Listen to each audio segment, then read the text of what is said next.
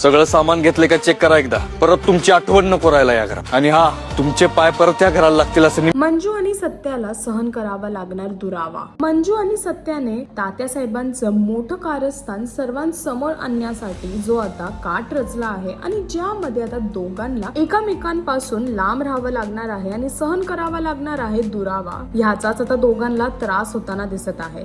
जिथेच दोघांनी तात्यासाहेबांसमोर मोठं भांडण केलं आणि त्या भांडणामध्ये मंजूने आता घर सोडून जायचा निर्णय घेतला आहे.